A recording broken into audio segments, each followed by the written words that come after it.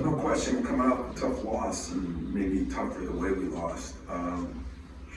But we spent some time and a lot of film, a lot of kind of looking at each other because, as I told you, it's not a surprise. I think it was bound to happen the way we were playing, which was good and good statistically, except for the turnovers and the offensive rebounding. So when you have a bad day, you look at it, kind of figure out what you can do, and a lot of times you can't fix it. I think these are fixable. It's just that they got to be fixed. Yesterday's practice was more about turning the ball over and offensive rebounding and cutting out than it was about anything else. And that's what we're going to continue to work on today. I think we still have a very good team. We have to get back to the principles that we played with and how we played, who we are. In Wisconsin, they are playing really, really well. They're, one of the hottest teams in the league. Not a great shooting team. They're shooting 42%, like 29 from the three, which is odd. But they don't turn the ball over and they don't make many mistakes. And I think they're averaging 7 turnovers a game. Kind of know what their roles are and they play to their roles. Johnny Davis has obviously become a household name now in our league. He's averaging 24 points and 9 rebounds in the Big Ten, which is off the charts. And Davidson's the other key guy as far as their 2 mainstays. It's his 5th year. He's got some experience. He plays hard. Everybody loves the way he plays. He posts up very well. Can shoot a 3. But I think the other X factor guy is Wall. At 6'8" or 9, he's been a key for them. Big reason for their success, averaging 12 points, 6 rebounds. He's just solid as the day is long. Nothing great, just very solid, very good. I think Greg's done as good a job as anybody in this league with this team. And I'm sure it'll be 4th of July and Christmas when we get over there. Friday night game in Madison, Wisconsin, late game. There'll be a lot of people having a good time, so it should be a great environment.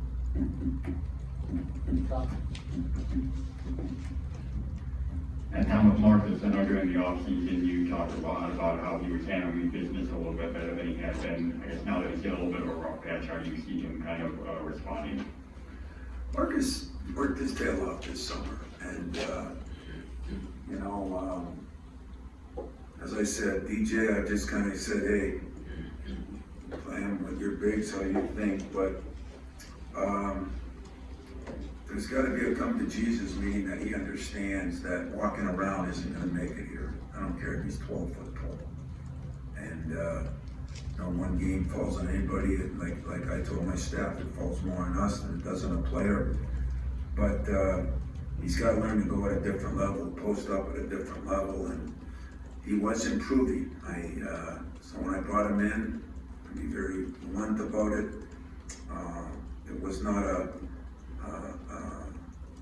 we did not have a birthday party, but at the same time, we did talk about the difference since he's had COVID and when he wasn't, and he just doesn't seem to have his energy back.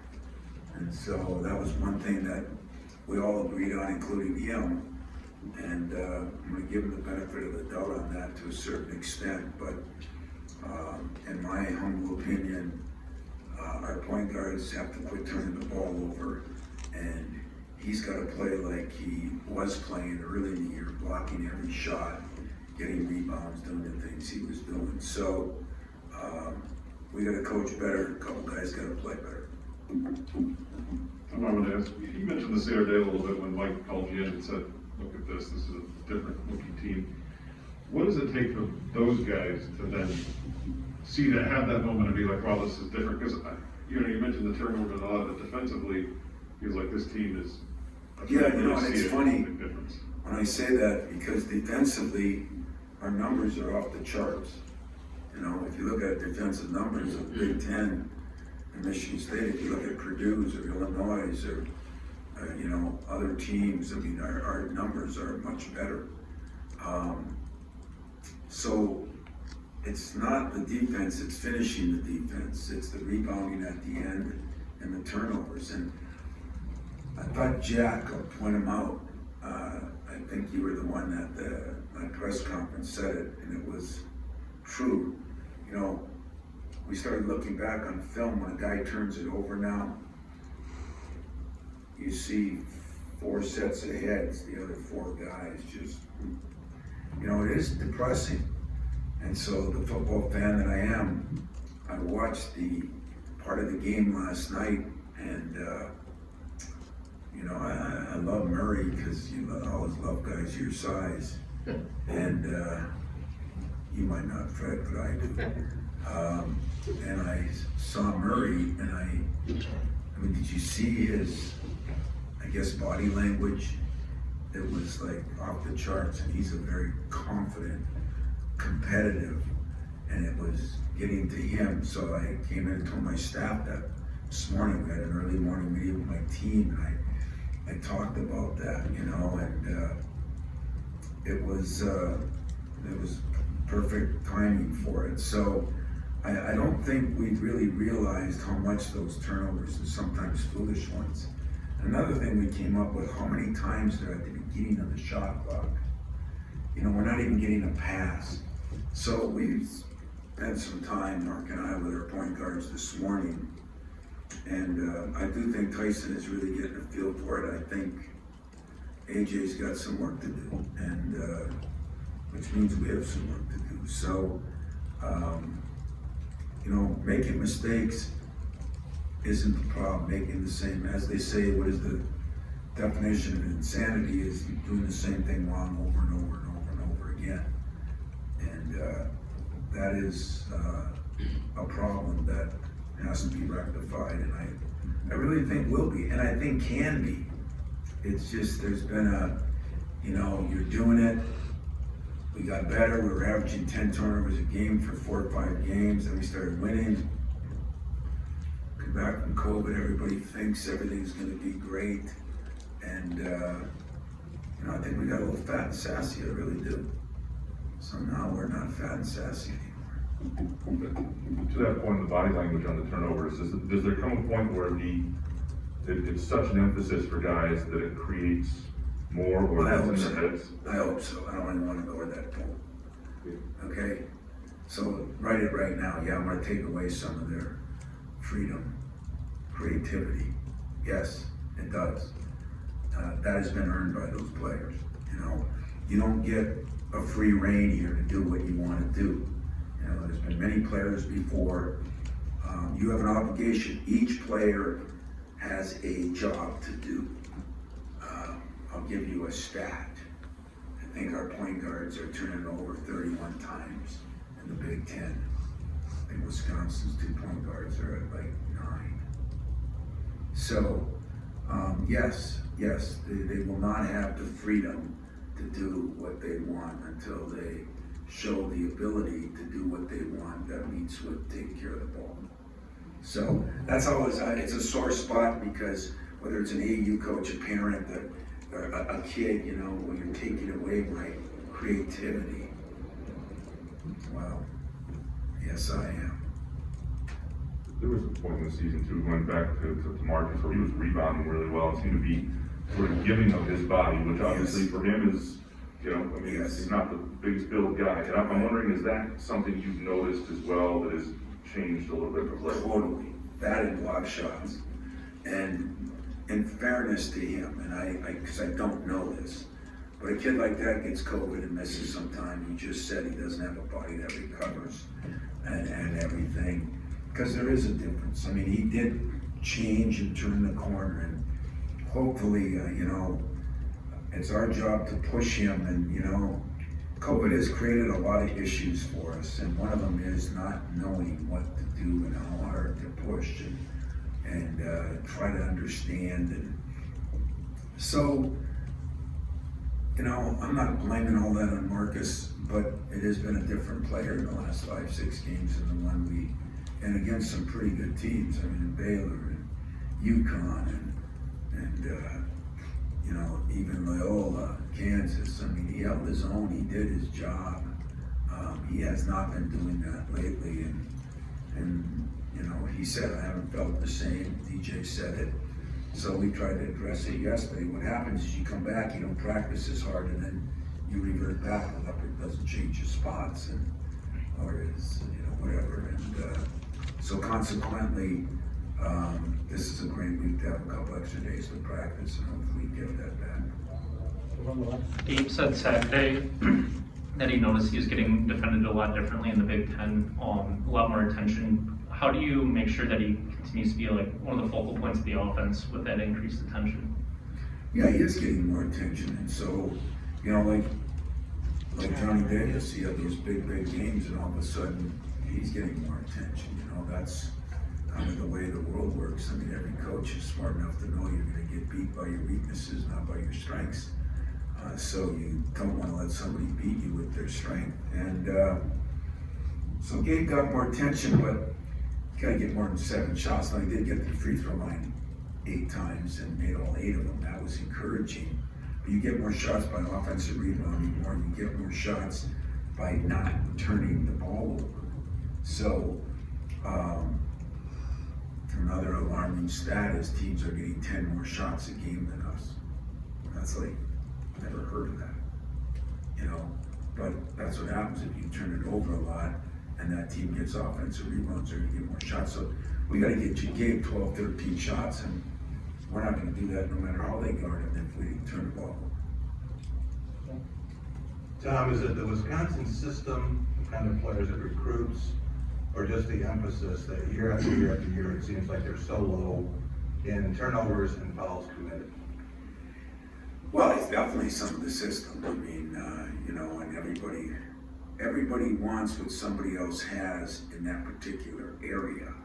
In other words, for 30 years, Wisconsin walked the ball up the court and scored 60 points a game, and everybody said, what a great defensive team, because they gave up 54, because nobody probably got 40 shots a game, you know, just because of the way their offense was. They're running a little bit more now. I think Greg's doing a great job with them, because they are running a little bit more. They got a point guard who pushes it, and they got, of course, Davis. But they also must do a better job of, I remember last year something happened, and talking about taking something away. This was something our staff really respected about Wisconsin. We played them in the Christmas game. Do you remember that?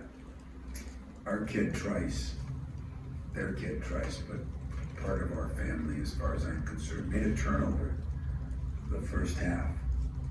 And one of the guys, I think it was DJ, said, well, he's done. And I looked, and he was out of the game. Didn't play again that half. I think he scored 22 the second half against us, didn't he? You would probably know that. So, you know, I mean, depending on who you recruit and what kind of kids you get and how they are and how the people around them are, I mean, it's easy to say, well, then why don't you do that? Well, you just hit the nail on the head. First question you ask is, are you taking their creativity away? Are they going to be, now you're not saying it, but I mean, that's what people are going to say. That's what talk radio says. That's what parents say. So there's ways you can get it done, but everybody's got their own way. Give them credit, though. It's been built into them. Like our rebounding has been built into our program. We've got teams that are good, bad, and different, 90% of them. This is one that is not rebounding. We're +7 overall, I think. You know, I mean, we're pretty good. I think we're 3rd in the league in rebounding. So it shows you why analytics are screwed up sometimes.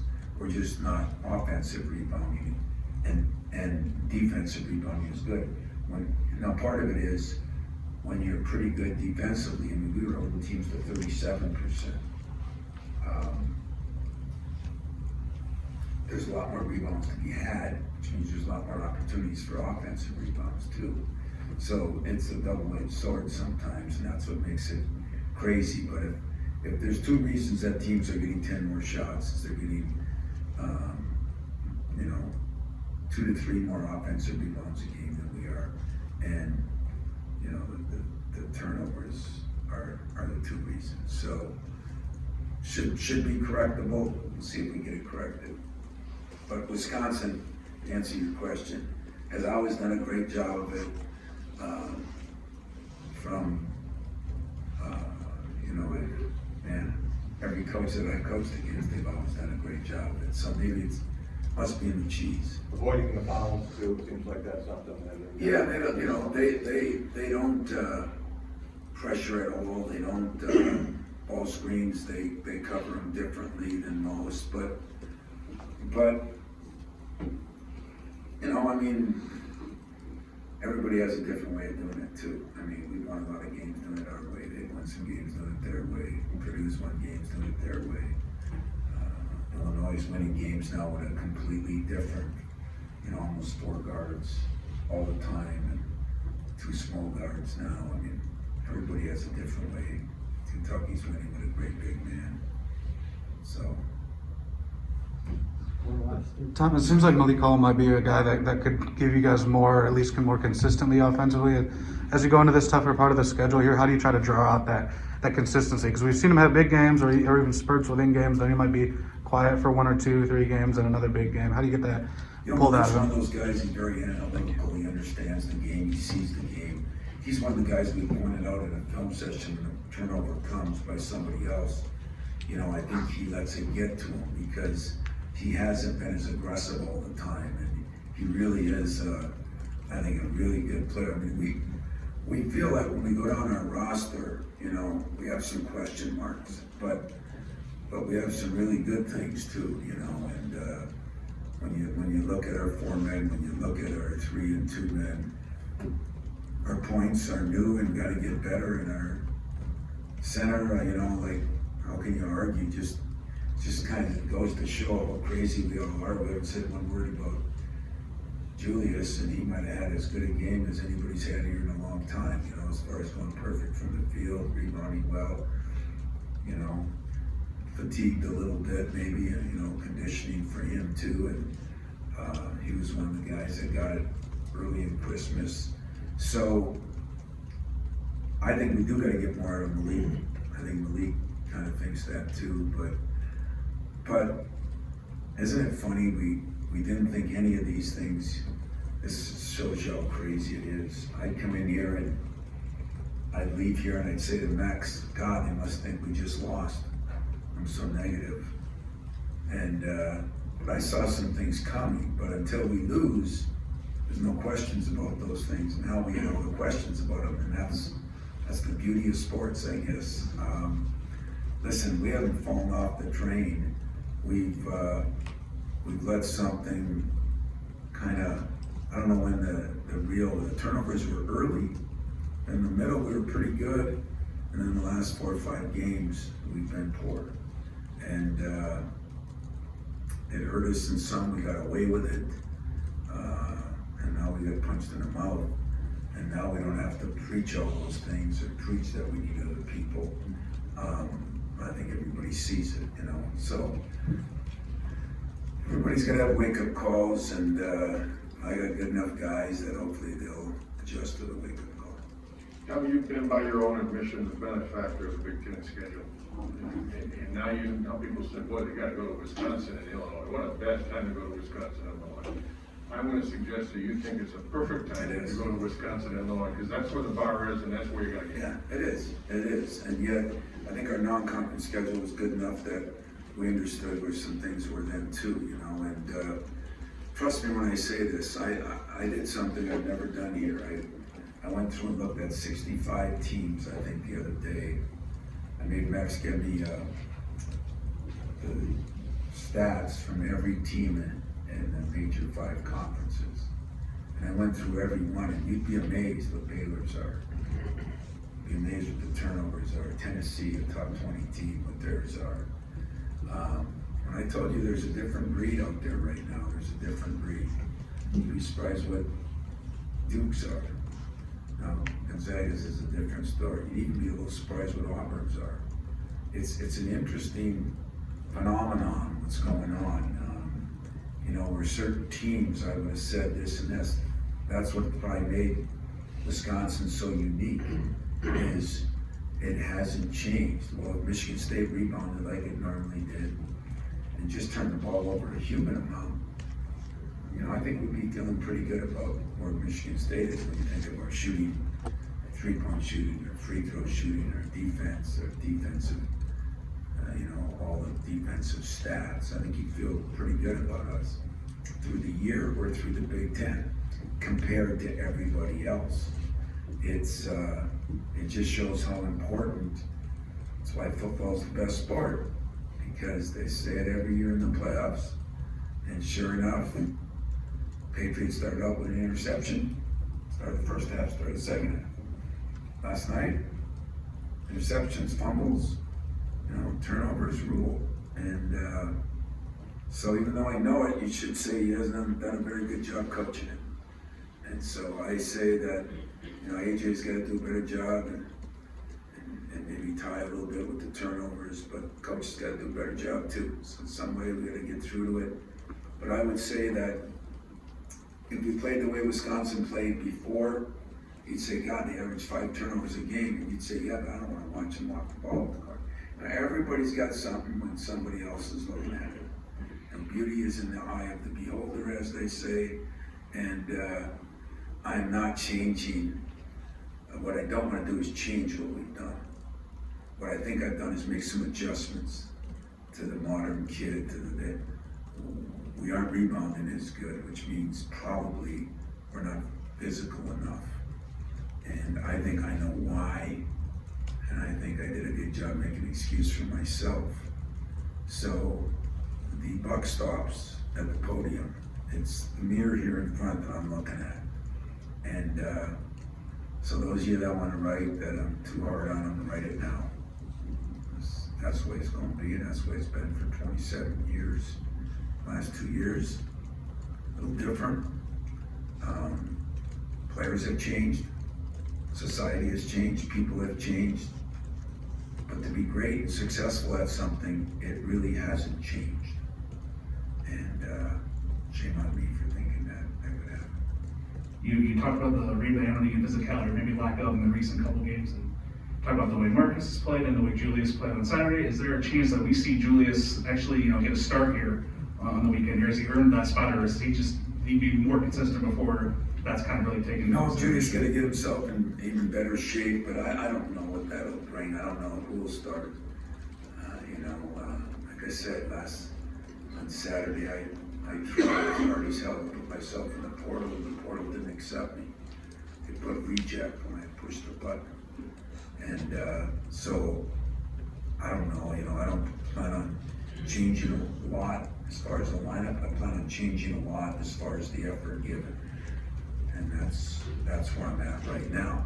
That doesn't work, I might change more. But whatever I do is going to be for the betterment of the team and the program, not the individual. Actually wanted to ask you about one of your former players. Yesterday, Miles Bridges had a career day, 38 points, 22 the first quarter. Where do you stand with him when it comes to the consideration and quest he has to be an NBA All-Star? I just did a little promo for him today. I think, I think Mark Miles, we got 3 guys out there that have all done a lot. Draymond is having an incredible year. He's been hurt a little bit lately. Jaren Jackson is, I think, leading them block shots, and their team's having a good year. And of course, Miles Bridges has been scoring and rebounding and doing some things off the charts. And just the excitement of him would be good to see in an all-star uniform. But I do think all 3 have a chance, but when at the end of it, that's why we gotta get all our Sparks out there voting, or whoever's voting. I think he has a chance, these things are somewhat popularity contests in different ways, and what did you do for me now? But when do people vote, and what do they do? There's a lot of different parameters that go into this, but he sure has had a hell of a first half of the year. You look at everything he's done, because he's scored in a variety of ways, and that's what makes him unique. And one of those ways is those incredible dunks I taught him, and so because of that, I think he's an exciting, fun guy to watch. I just talked to his mom last night. She's coming in for a game, but Miles is all three of them are doing really well, and I think all three of them are merited as something. When you have a performance like that, 22 points in a quarter, it's hard to do. There's a lot of teams that don't score 22 points in a quarter. John, were you surprised that Baylor and USC lost twice last week? Lots of other upsets in the top 15. And what did you make of Illinois and Purdue yesterday? That was a football game. That was a war. I mean, I didn't see it early because we were practicing, but Pruder came up to me and just said, "This is just a fist fight out there with those big guys." Part I watched, it was good. It was interesting. There was some crazy turnarounds in that game. But the other surprising thing with all those teams, you know, I don't want to say this, but it didn't surprise me a bit. I told you the first day, this is going to be a weird year. We have so many different things that have happened, the transfers, the people half in, half out, you know, what does all this stuff do to these kids? I think you're seeing this all over the country. And I think we've actually been pretty consistent. There's a couple teams in our league that have. There's been COVID. That's changed some of it. There's just been so many different variables that coaches are having to deal with right now that you're going to see a little bit more of it, I think, you know. And some of it will be nobody's fault. It'll be COVID, you know, maybe we're missing a couple players. If we get them back and, you know, now you're not the same guy you were, you know. So, a little surprising. Baylor was a little surprising. USC or UCLA wasn't as much, but Baylor was a little surprising because I think they have 9 guys. Now, I don't know, I did talk to their coach after their first loss, and you know how many turnovers they're averaging a game. Any of you great research guys? 8. 8? Just a guess. That's what I would have guessed. So, Complete guess. Are you good in math? Yeah. Put 8 on your board there, All right. and then put times 2. Okay, I can do that one. 16. That's what they're averaging. Nope. Good lord. I mean, doesn't that mind boggle you a little bit? I mean, because you don't think that the guards they have and this and that, 16 turnovers a game. And there's somebody, I think it's Arizona, so somebody's at 17. Who else? Tennessee at 16. You know, because I looked up who's worse than us. I thought I was going to see Northern Michigan and Beloit College, and I saw a lot of teams that would a little bit surprise you, and yet most of the best teams are more in that 10 to 12 area, and that's what we got to get. And there's no joking about it. If we got there, our team changes a lot because you change how you feel about yourself. It uplifts your defense if you're making a couple of better plays offensively. We've scored enough points. With all that, we're averaging, 70-some points with all those problems. So we're good enough offensively, and if we had 10 more shots a game and shot 40%, that's 8 more points. Even if you didn't hit a 3 or didn't get an offensive rebound or didn't get fouled, that's 8 more points. I mean, so instead of 73 or 4, you're averaging over 80 points a game by just having a normal amount of turnovers. And so that's the way I'm approaching it with the team, you know. Hey, it's been a problem. Can't hide behind it, we can't duck it. Coaches have to take some responsibility, and players have to take some responsibility. And we're going to try to fix it. Now, I have talked to a bunch of different coaches, so how do you try to fix it? Mommies wouldn't like it, but sometimes you run them. Sometimes coaches are yelling at them. Sometimes coaches are benching them. Trying to come up with, I talked to one guy, said I ran him to death. I said, well, did that do any good? No. I said, well, don't tell me that, you know? I mean, so it's really, it comes down to an individual has to figure out that it's not in the scheme of things. It's not our fast break that does it. It's taking a little more responsibility. So we have to coach that by making it something in practice every day. And there's been suggestions, run them, make them shoot free throws, do this, do that. And I said, fine, then we'll have 3-hour practices. We just won't have any meetings and the NCAA's all cool with you. So we could do that, but it sounds like I'm making a joke of it, I'm not. I'm telling you that it's, accountability in anything right now is an issue. We have to get it straightened out. But, so why does Wisconsin do it, or why does Northwestern do it? Well, it is a different brand of ball, different guys, different coach. But some of you would be saying 5 years ago, why don't they run? Why don't they score 160 points? Why don't they do that? Everybody's got their own system, guys. Some guys pass it that are in the playoffs.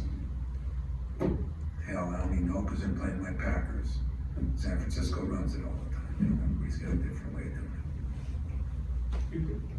Anything else? I was gonna say, do you think sometime, I never knew this, but I looked at, it was Connecticut last night because of what you said about driving home. And it did look a little different. Do you think sometimes players need to be reminded what playing hard is and they don't even realize they're not playing hard? Oh, 100%. Their base, what is the base, Did you practice harder today? Hell yeah, coach. Harder than what? That's what's really fun when the team comes back, or Austin is there now, or Cueto, even 3-4 years ago, or even, listen guys, gals, this has been a different 4 years for a variety of reasons around here. But the last 2 with the health and well-being and the social issues, and everybody has the right to do everything, it's made it more difficult for everybody. And as I said, he who handles it the best is going to be the most successful. We're 14-3. We have some deficiencies. We have to get better at those deficiencies. That is my job. And whether I do it by running, yelling, benching, but I got to make sure that I do what I believe is right. And I think too many times we're believing what society says. And I just got to do what I think is right, do what my staff thinks is right. And I think players understand that. But you can watch a film with a player, you get done, you say, how'd you think you played? The word okay, good, not bad, is really a common saying, because mediocrity right now is okay in a lot of what we do, and I don't think mediocrity is okay. And so, there's nobody that starts with more than the head coach. And that's, I kind of like the challenge, you're right, I like where we're going. We could go there and play really well and lose 2 games, but I'll know where we are. We can go there and play really poor, I'll know where we are. That's the beauty of it. It has been a strange schedule for us, but whose fault? Who can I blame? KP? Yeah, let's blame KP. No, it is what it is, and it's going to be the same for everybody else in certain factors. But I do believe that this team will rise up. I do believe we got enough good guys, got enough good players, and I think we're getting across to them that, the AU mentality, the and one mentality, the turnovers are important. I think you'd be surprised though how many teams it's affecting. And maybe that'll tell you why some teams are, Baylor lost, who'd they lose to? Oklahoma State. Texas Tech's pretty good, but Oklahoma State. I think so. That would surprise you at home, and I think they're very well coached and very good, but I don't think anything's a surprise anymore. There's been a a lot of ups and downs, you know, even within our own league, so. But I will say one thing about our league. If you look at our league in general, there's more teams not turning it over at a high rate. A lot of teams in that 11, 12, and 13 area. But, you know, maybe not. You know, the other thing I think we found out in watching film, and I'll bet you'd agree with this, they come in such bunches. You know, like we had 12 in the first, you know, half and 5 in the second. We had one game, we had 11 in the first 10 minutes and 2 the next 20 some minutes. They come in bunches, and that's maybe another area we can correct, either with substitution, either with, you know, you gotta fear something. Not many people fear anything anymore. You gotta fear something. I fear losing, so I gotta do something about it. All right. Thanks, everybody.